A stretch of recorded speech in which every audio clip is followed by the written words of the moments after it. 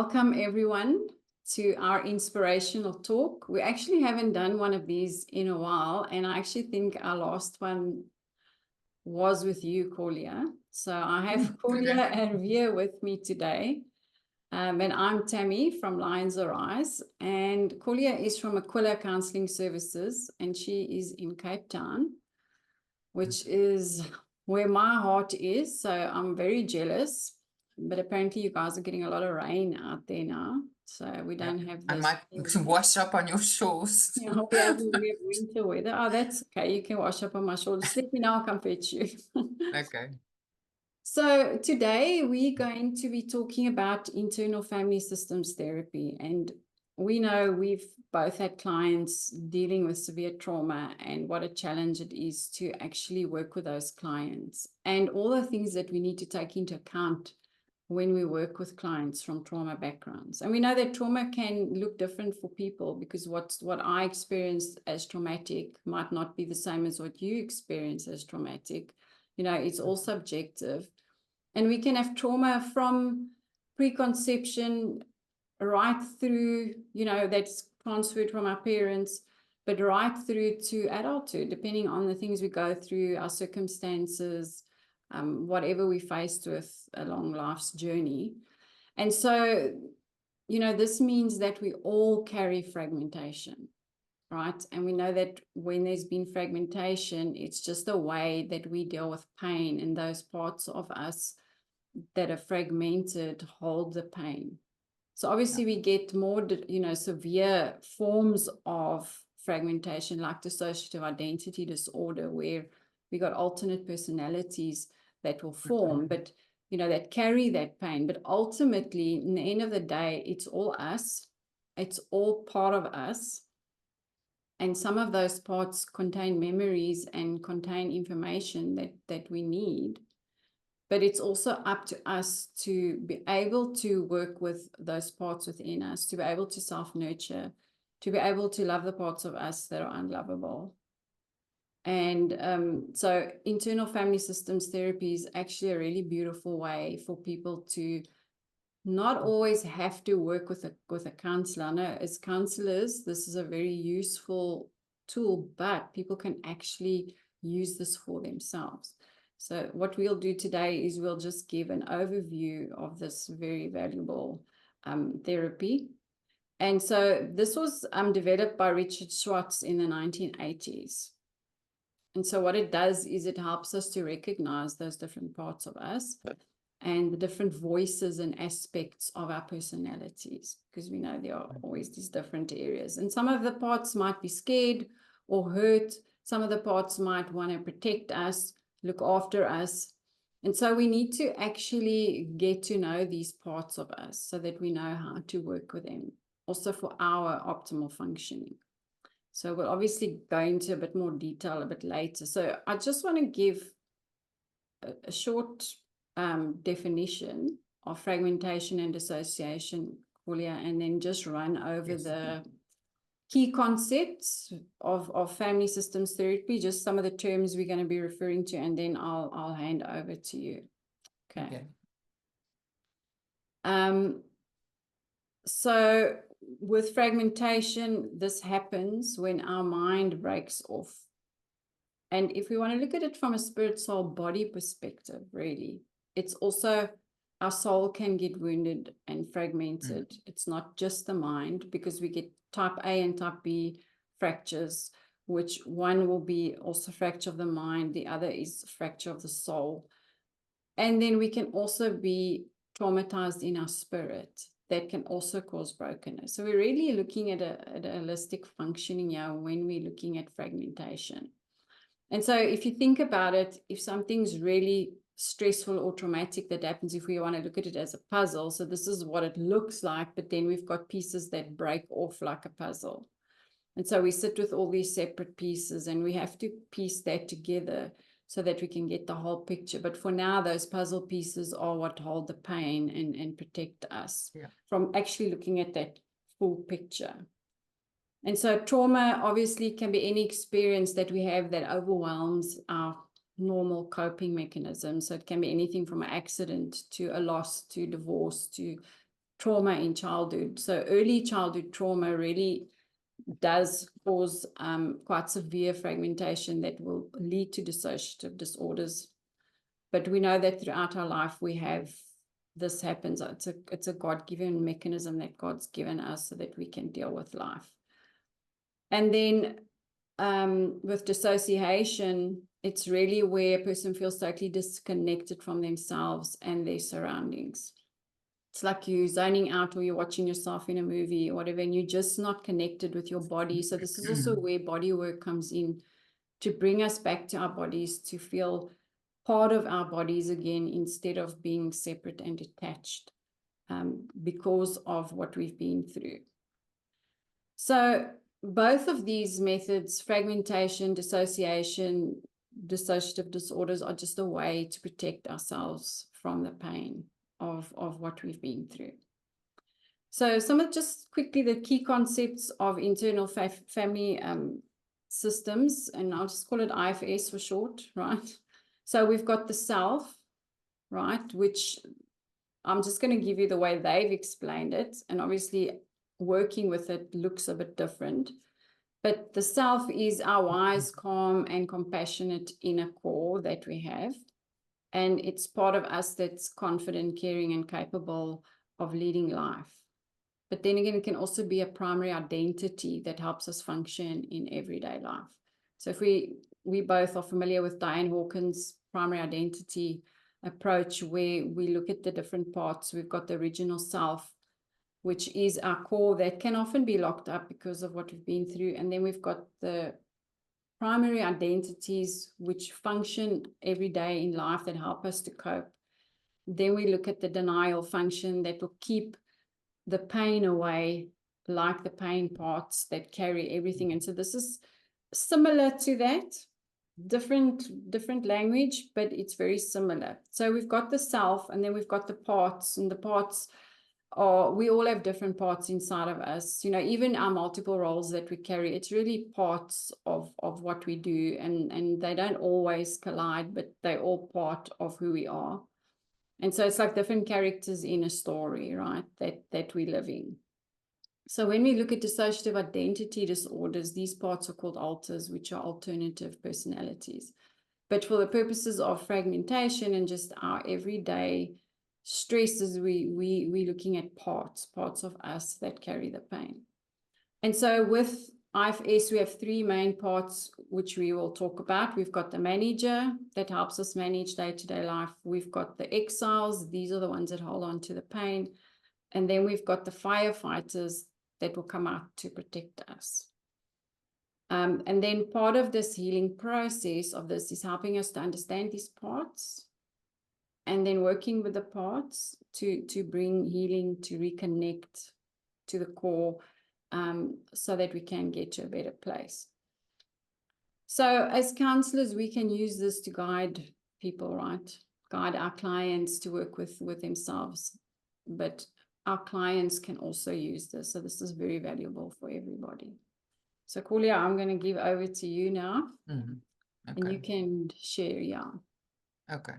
Yeah, so I'm going to try and just explain on how I use it in a session. So as you said, Tammy, the exiles are the ones that was there in that moment of trauma. So the 8-year-old that saw mom die, or the 11-year-old that was bullied, or and there can be many. There can be, so if you can imagine, I try in my sessions to end up with a list of all the exiles and the age and what was the trauma that happened, which in itself is already quite it's quite a powerful exercise for a client, because it takes you from this, I had a terrible childhood and I am this and this, to, okay, this is in fact what happened to me. So like cleaning up your cupboard, this is the why, which is already powerful, I think, therapeutically. And then you have your firefighters, which is how I explain it to clients. The firefighter will smell smoke, and that's the hypervigilant. So the exile will, let's say the exile is in a situation in a boardroom meeting as an adult where they feel that they're being bullied. And the little exile that experienced bullying will start crying, and the firefighter will go, oh, smoke, there's smoke here, there's danger here, there's fire.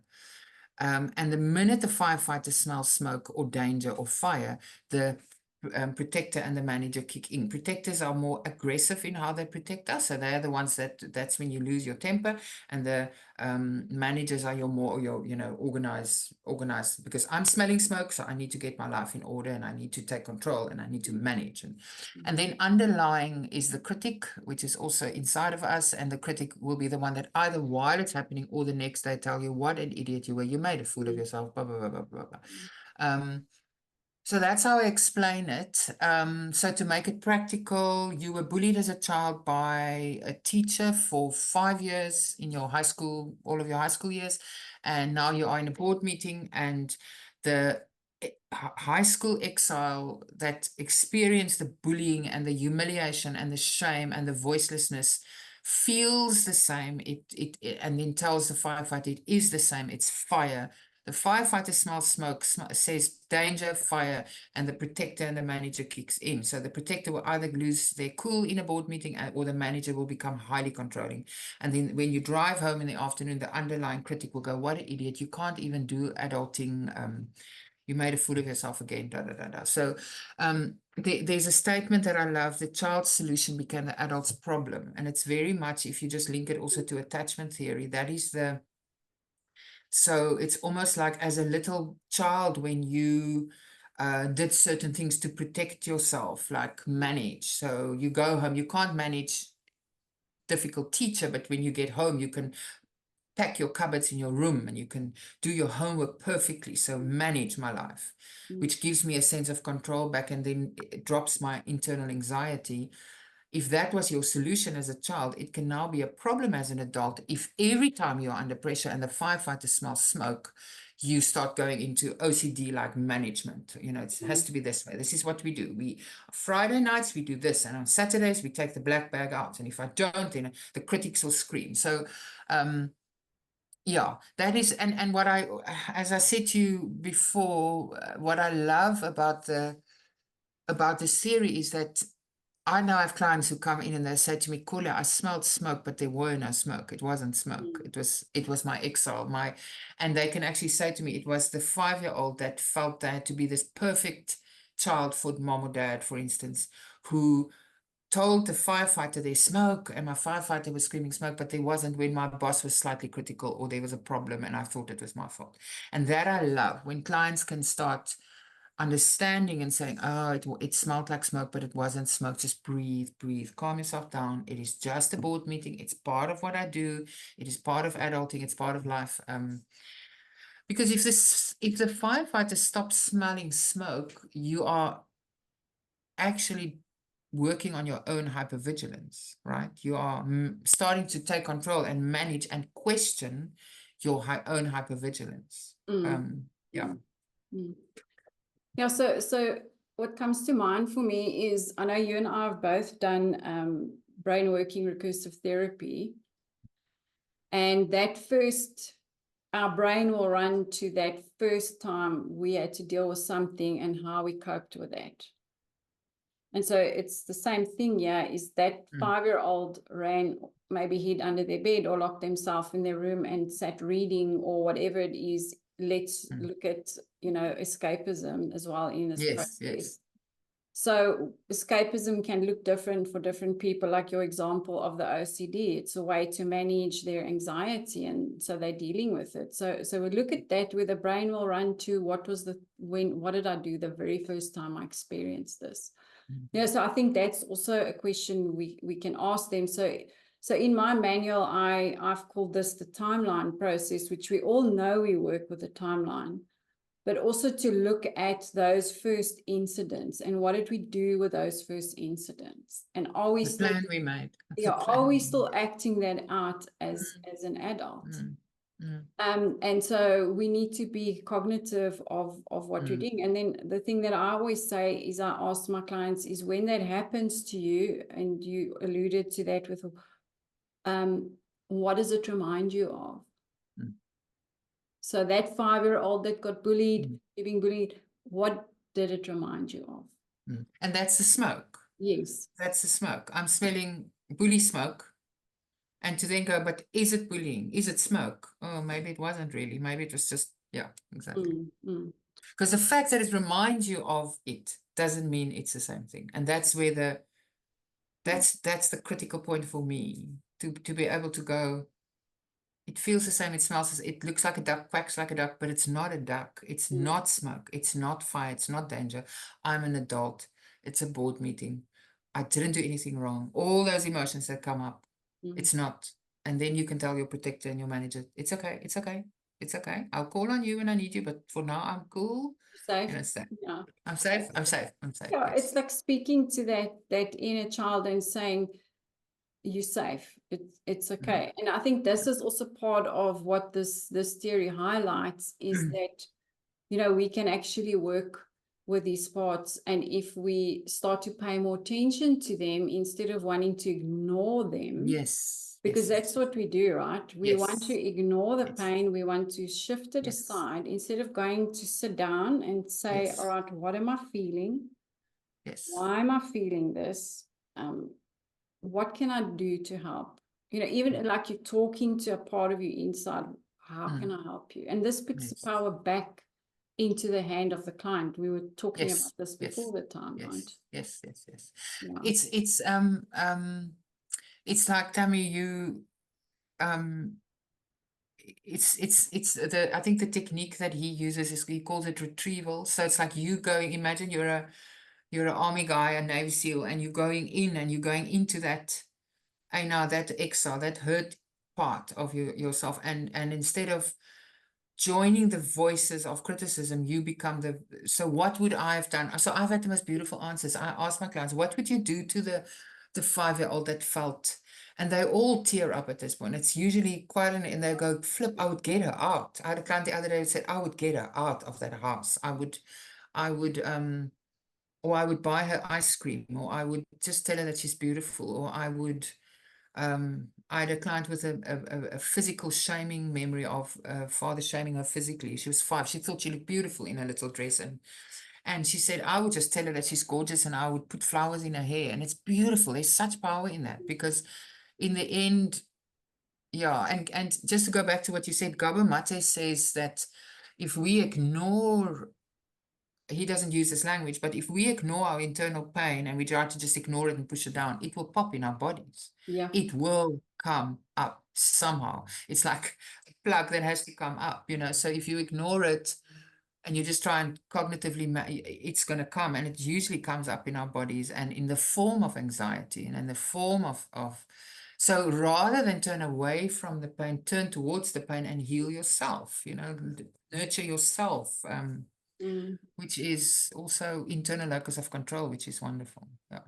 Yeah. So in ministry, this is a technique I use often. And so first of all, just to touch on the inner child, it's like this is something I use with a lot of clients. If we're working with inner hurt children, we also call them inner hurt children, right? All these parts of them. And I say, if that 5, because what happens also is there's a 5-year-old that was abused, right? And that 5-year-old is seen as weak. So that 5-year-old is shunned in the internal system, right? So they pushed one side, and the stronger parts are like, she's weak. So we've also get the persecutor or the critic could be that's on this part all the time, but we need to actually embrace those parts instead of being a critic or being a persecutor because they're perceived as weak. Because actually those parts of us did us a massive service by carrying the pain we couldn't. Absolutely. And that's where the fragmentation comes in. And we need to recognize that even if you have parts, it's all you. It's still you. So when you reject that part, you reject yourself. And what happens then when you reject yourself, your body speaks because your body is being rejected as well.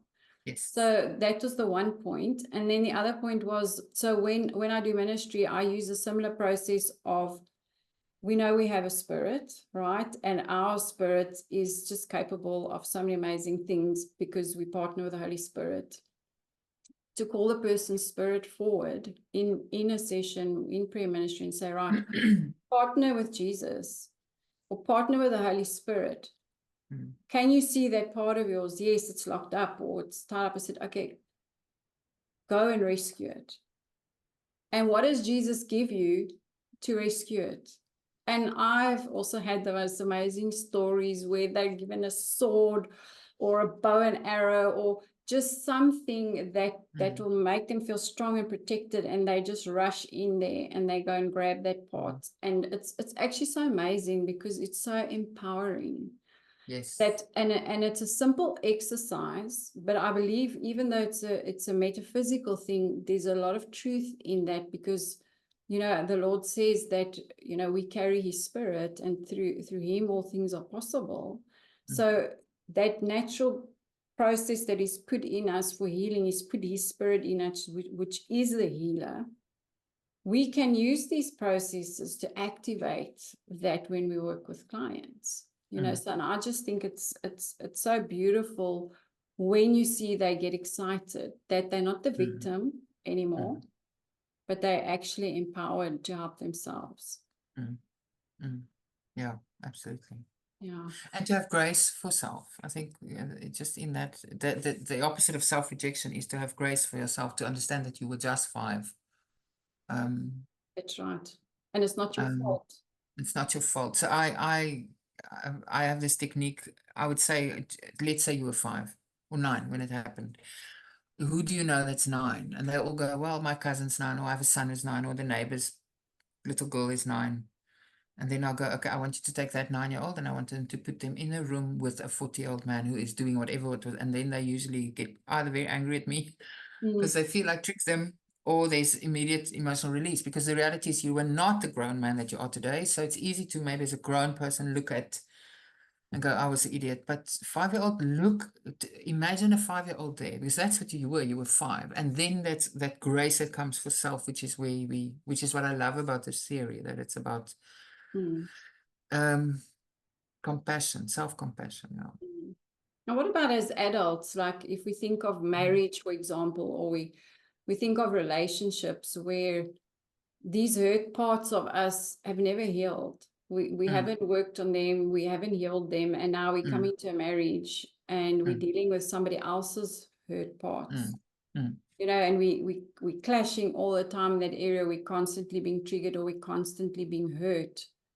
So how do we bring that together? It would be to recognize our pain and our hurt.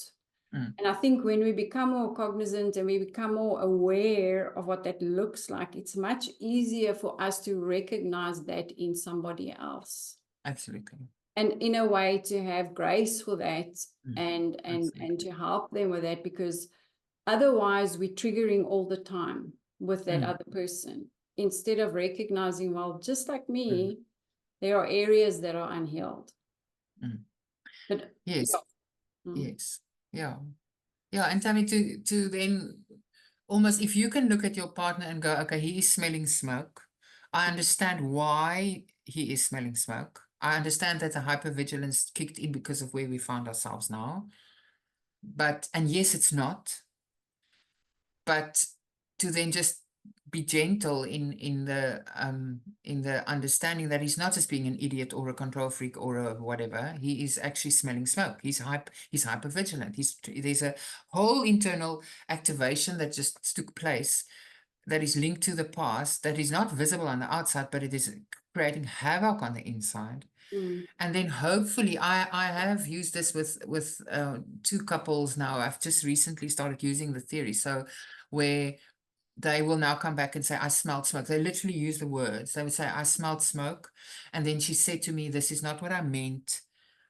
This is what I meant. And then I realized it wasn't smoke. And then we could, so what happened? There was an understanding that in the same way that it's hypervigilance, in the same way that a firefighter will see smoke and go, fire! It was a fire, but it was a tiny one. It wasn't a massive mountain fire. So, and if you catch onto that, it's like a lag. You buy yourself time to come back down and to regulate each other, and to have a very and the fruit of a conversation like that is getting to know each other better and better and better and better, which is what you want. Sorry. Yeah, it's like Um, imago therapy, right? Where we have yes, that yes. dialogue and we start to recognize what's going on because we're having those conversations. And we're asking, questions about the person's past, and we're asking questions to try and understand, like, help me understand what you're feeling, help me understand that Yeah. response, because very often they get triggered, you get triggered, something comes out your mouth, and then it just blows that fire up even bigger. So I think with this whole process of healing from trauma and fragmentation, it's actually a constant process, because we need to work on ourselves all the time. We need to be more aware. And that's also why body work goes so well with dealing with trauma, because a lot of the time we're so dissociated, never mind from ourselves and what's going on inside, but our bodies. And often our body gives you the first cue that there's going to be an explosion. Like you're going to get hot in your face, or your heart starts pounding, or sweat breaks out, or you get cold, or you can't breathe. Those are the first indications you've been triggered. Smoke. Or there's smoke, there's something going on. And if we stay unaware of those processes, we can't help ourselves, because we body, soul, and spirit. And so we're all interconnected. And if we cannot cope in those situations, then, we need to start working on this. So I heard something this morning on a spiritual side of it that said, if we can't get through adversity, we're not operating in our spirit, we're operating in our soul. So if we can't get through a tough situation, if we can't get through something that's overwhelming us, where are we operating from? And isn't there a scripture? I didn't understand it when I read it the first time. Adversity leads to perseverance, perseverance leads to hope.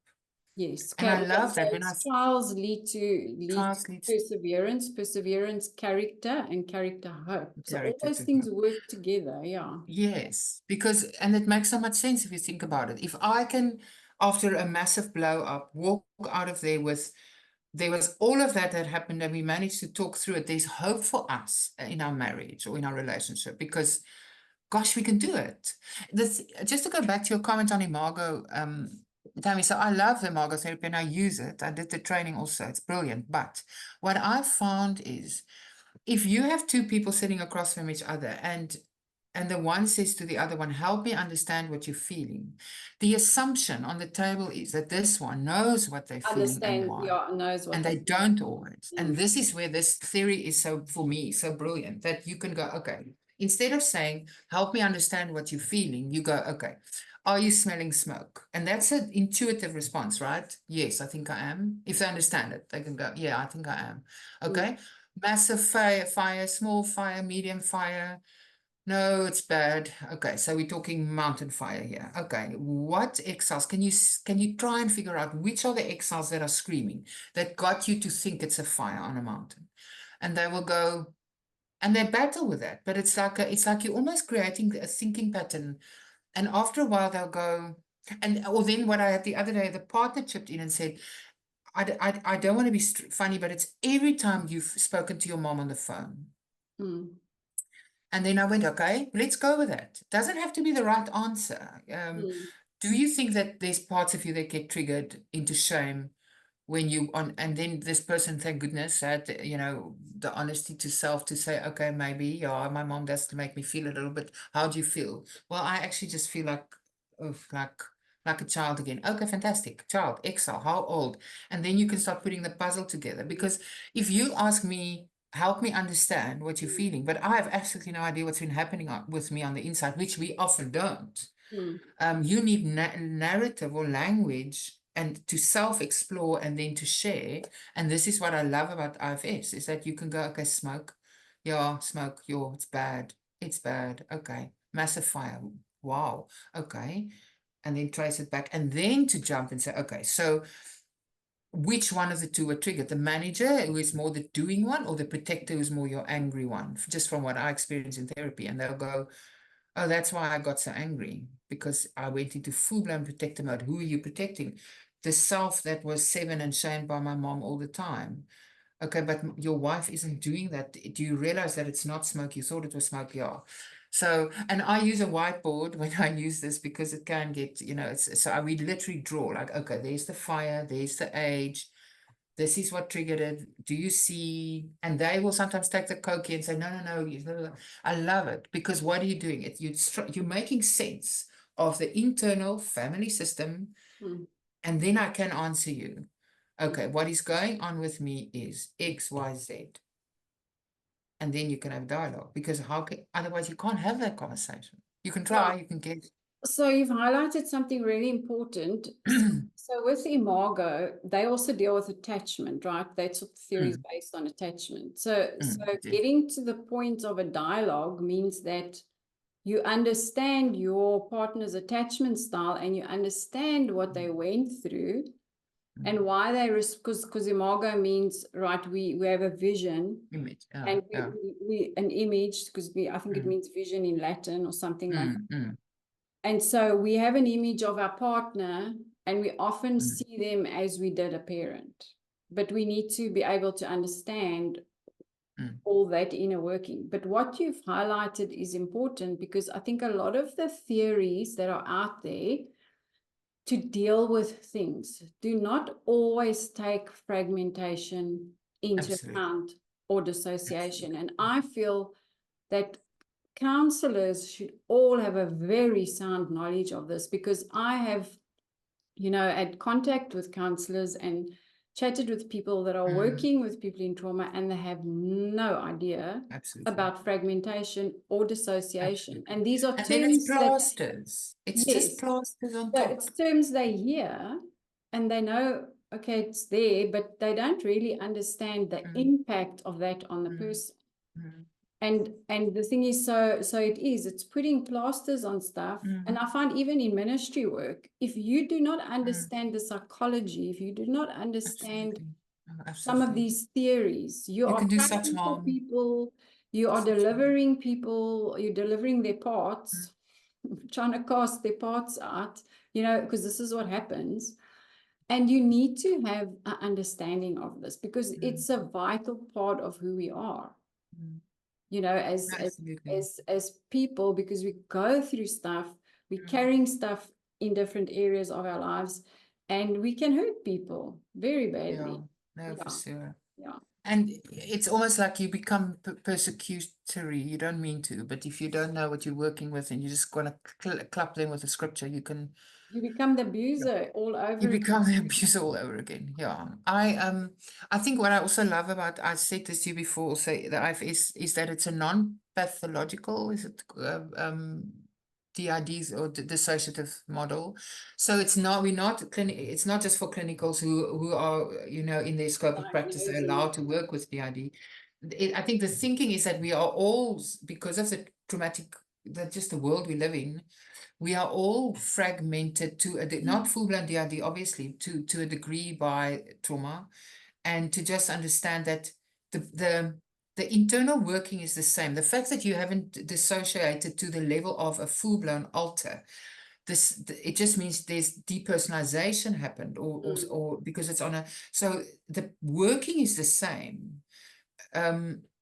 On the inside, the fragmentation is the same. It didn't take you to full-blown dissociation, but it's different. And to then use a model like this to just explain inner working to the client, which is, I find, really helpful. And Tammy, I can use it with anybody. I use it with teenagers. I use it with married couples. It's one of those, it's like the image I have is like taking a light and shining it on the inside and just putting it into an understandable scaffolding that you can use every time. And like you said, the beauty is that you heal yourself. So the core, the one that is sitting opposite me now in my rooms today, what would you have done for that 5-year-old or that 10-year-old? I would have bought them ice cream. I would have told them they're gorgeous. I would have put flowers in their hair. I would have, and then usually, as I said, they get very emotional because it is, what is it? It's grace for self instead of rejection, like you said, which is, and there's not a dependency on the counselor. If you can do this long enough and it becomes language to the client, they can go out into the world with incredible insight and the ability to regulate self, which is what we want. It's self-regulation. with and then understanding. to help others as well, you know. And I was reading this book by Napoleon Hill, Think and Grow Rich. Very interesting book. Oh, But interesting title. yeah, so he said something in the book, and it goes like this, that if you feel out of your league with something, it's only because you don't have enough knowledge. So he uses obviously the example of you going to a boardroom and there's all these guys sitting there and you feel totally intimidated by them because you're not on their level. But then you walk out of that, and that must motivate you. I must learn as much as I can. I must grow as much as I can. You know, what is my you know, the next time I walk into that boardroom, I'm not going to feel like I'm out of my league. So for me, I love that, because my calling is to bring knowledge. That was God's command to me, to bring knowledge. And so knowledge is power. So as I was listening to you, thinking, explaining that, you know, you give that spotlight, I think for the people involved, and I think you've experienced this, and I know I've experienced this, is when you shed light on something that seems difficult to understand and you can't comprehend it, there's just something very liberating about that. If it's a couple or a child or any person that comes into our counseling rooms, and we can give them a map and say, this is what's going on. Can you see this is what's going on? And then teach them to navigate that territory on their own. It gives them power. It's that empowerment that comes. Because sometimes all people need is knowledge, right? The Bible says my people perish for lack of knowledge. So the more understanding we have around something, the more we have in our hand to bring healing. And the one of the fruits of trauma is powerlessness, helplessness, That's right. which is often also under depression. If you lift up depression or anxiety, it's that powerlessness, I'm stuck, helplessness, that is, if this is going to be it for the rest of my life, I don't want to be here anymore, kind of thinking. So this brings insight. Knowledge is power. Now I understand. I'm no longer a victim of this thing that seems to happen inside of me every time. I now understand it, and it doesn't mean I've changed it yet. I haven't developed new neural pathways yet. But my goodness, I at least understand how I get there every time. There's huge healing in that already. I think I mentioned to you I'm an emotional eater. So for me and I've done the work. I've read the books on, heart hunger and body hunger and real hunger and goodness, emotional hunger. But using this was like, I go, okay, I'm smelling smoke. What is it? So at the moment I'm cold. It's so cold here.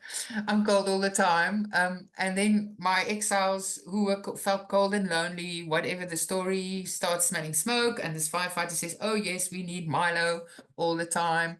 And to then go, no, you're cold. It's or lonely or overwhelmed or whatever it is that I'm feeling. And then to tell my manager, no, we're not going to make Milo. I know you want to make Milo. It's a brilliant plan. That's what you did. I made that plan as a child. The child solution has now become the adult's problem because I don't have that metabolism anymore. So we're not going to make that plan. Brilliant plan when I was young. We don't need it now. It's fine. I'm just going to pray or spend time with God or do whatever I do to feel better. And then I do. And then, And the critics, just in terms of eating, has become more quiet because I'm more in control. I understand. Yeah. Mhm. And Yeah. so that even that prayer process or spending time in the Word or whatever we do is part of grounding, isn't it? Because I think when we recognize those symptoms, so we smell the smoke, if we've equipped ourselves with enough grounding tools, we know exactly what to do when that happens. So instead of giving in to that thing, so for me, I tend to have a lot on my plate to do, and then I tend to procrastinate. And then I don't know what to do. And then when I procrastinate, I'll find other ways to deviate from what I need to do. And so I sometimes also will find myself in front of the cupboard, and then I'm nibbling on a date, or I'll have a teaspoon of peanut butter, and then I go, what are you doing? And I know it's avoidance. I'm avoiding what I need to face. So I think that first step is, can we recognize what are we doing and why are we doing it? Yeah. How are we going to ground? How do we remove ourselves from that place? Do we have enough tools in our belt to ground ourselves? Do I need to breathe? Do I just need to go put my feet in the grass? Do I need to sit with the Lord, or whatever it is that we need to do, so that we can just calm everything down? And then we can actually sit with that part. So why are you triggered? Who is this? Is this something I haven't dealt with before? Is this a new thing, or is this just a pathway I need? Because we know pathways need to be consistently worked at in order for them to be changed. Yes. So Yeah, could and that that's be a pathway as well?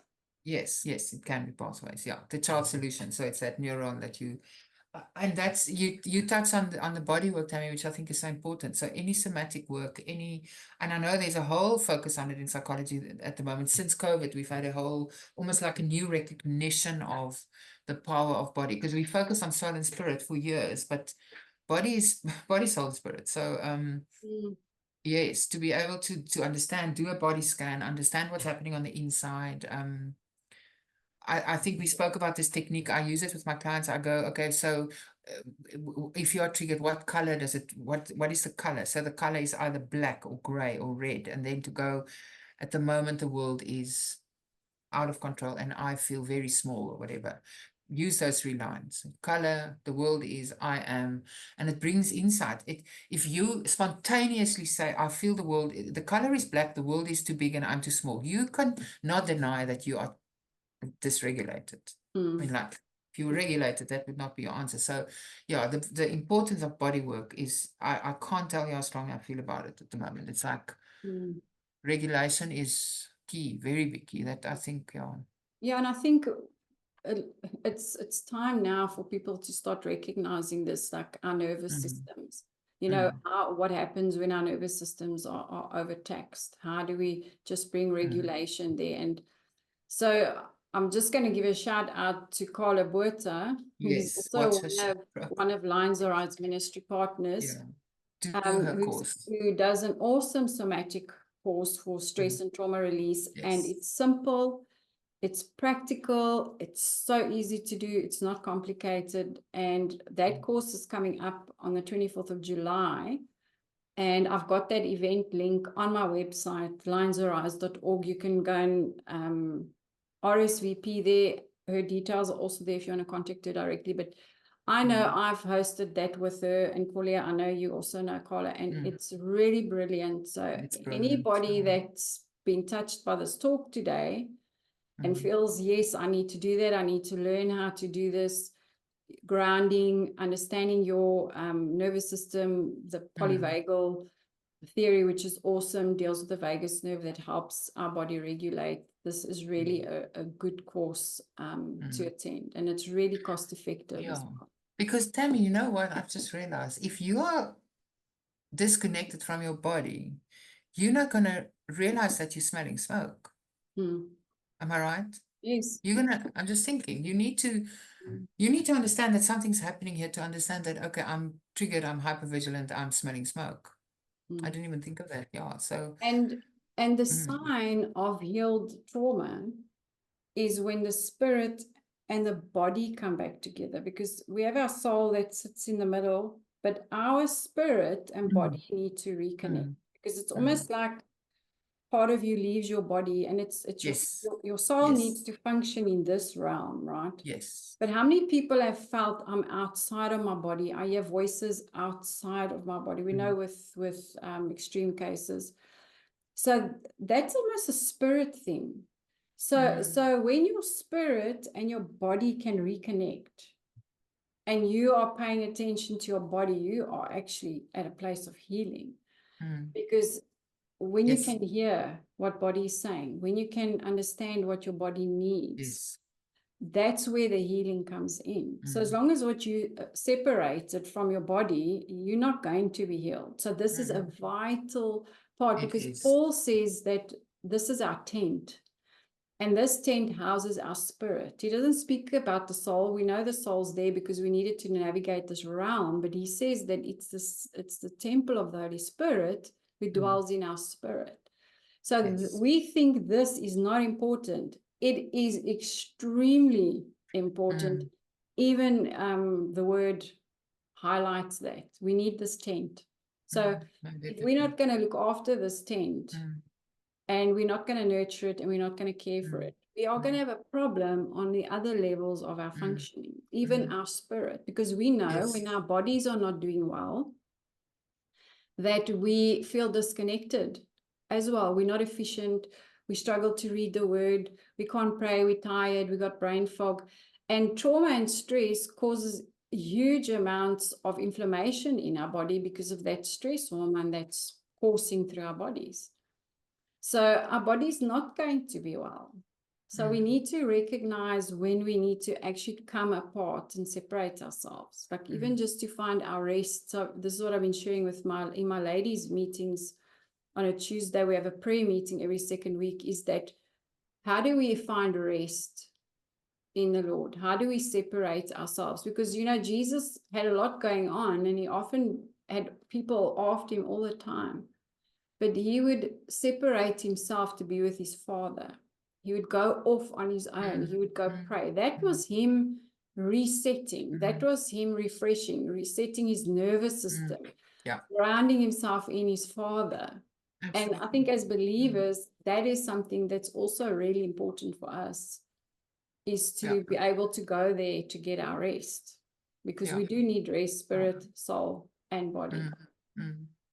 I just read this book. I think I told you about it, John Mark Comer. He's from Bridgetown Church in America, and he's got this whole series on the way or following Jesus. It's about the apprenticeship.